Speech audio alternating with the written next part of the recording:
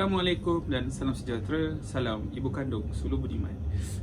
Nama saya Muhammad Asyad bin Sulaiman, merupakan wakil grup ini yang akan membentangkan tajuk apa itu audio. Okey, kalau kita nak bincang pasal audio ni, audio merupakan salah satu media yang sering digunakan dalam sesuatu interaksi antara komputer dengan penggunaan elemen muzik lah. Kita audio ni kita dah boleh katakan audio sebagai pendengaran. Audio digunakan secara aplikasi dalam bentuk multimedia. Audio terbagi pada dua jenis. Yang pertama adalah audio analog, kedua adalah audio digital. Kalau nak tahu apa bezanya, saya akan terangkan. Pertama adalah audio analog adalah suara yang membatasikan ketegangan listrik. Mungkin ayat nampak rumit kan, tapi kita kena fahamkan apa maksud analog tu adalah.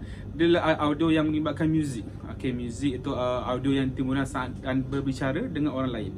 Contohnya seperti sekarang saya berbicara, ada bunyi muzik ni, ada muzik ni. Itulah audio analog. So kita dapat faham sikit lah apa maksud audio analog. Kalau secara terperincinya, audio analog ni ketika kita nak membuat perkara lain, dia ada juga sound yang di belakangnya. Audio muncul akibat suara dan alat-alat muzik yang dimainkan ketika atau waktu sedang berbicara. Yang kedua adalah audio digital. Kalau nak audio digital ni, kita fikir digital tu apa? Iaitu kita berikan sebagai telefon, laptop dan sebagainya lah. Perkembangan teknologi sekarang ni adalah audio digital sangat berkembang maju. Contohnya adalah seperti ini. Itu adalah sound daripada saya punya telefon. Iaitu adalah daripada digital lah, kata telefon yang berkembang zaman sekarang ni. Kalau cara ayatnya, suara sebagai rangkaian bilangan menggambarkan suara berbahas atau gelombang sama seperti ada dalam audio analog. Kalau perbezaan audio analog dan audio digital ni antara bentuk gelombang diwakili sampel kecil yang ditumpuk satu demi satu agar menghasilkan reputasi simul audio. Ada beberapa contohnya. Kalau kita ke audio digital ni, dia ada television, LCD kan, kita pancarkan LCD. So LCD tu dia ada muzik. So dia menggunakan audio digital dan paparan dia mengeluarkan gambaran. Seterusnya saya akan menerangkan, sebelum kita pergi kepada penutup, saya akan terangkan apa itu audio dalam pendidikan. Audio tu kita adalah pendengaran, tadi adalah pendidikan tu apa kita lakukan.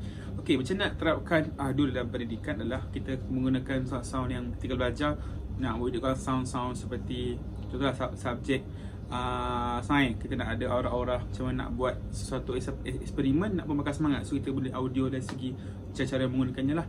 Kenapa kita perlukan terapkan audio dalam pendidikan adalah untuk membangunkan pemikiran yang saraf dan perubahan. Kenapa?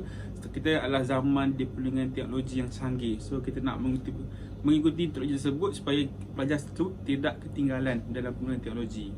Kedua adalah masing-masing pelajar juga melihat perubahan. Kalau cikgu tidak menerangkan apa itu teknologi, so takut budak-budak tu nanti dia akan tak tahu, dia keluar, dia masuk universiti, ada ni. So dia tak mengikuti perubahan semasa. Ketiga adalah menarik minat pelajar lah, supaya pelajar lebih memberikan tumpuan semasa pembelajaran. Dan kata tu, diorang lebih senang faham dari segi apa yang dia cuba diterapkan. Yang terakhir adalah media audiovisual merupakan salah satu bantuan peranti, bahan atau alat yang digunakan dalam situasi pelajar untuk membangunkan tulisan dan kata-kata yang diungkapkan dan menularkan pengetahuan dalam bentuk media. Itu adalah satu cara untuk kita terapkan audio dalam pendidikan. Sebagai kesimpulannya, kita perlu fahamlah audio tu adalah penting juga untuk pendidikan, supaya kita sebagai seorang pelajar atau mahasiswa mengikuti perubahan dari semasa ke semasa. Bukan hanya mengikuti perubahan bentuk telefon, mengikuti juga perubahan bentuk audio dari semasa ke semasa. Itu saja perbincangan kami pada hari ini. Semoga apa yang disampaikan dapat memberikan input yang terbaik pada yang melihatnya. Sekian, terima kasih.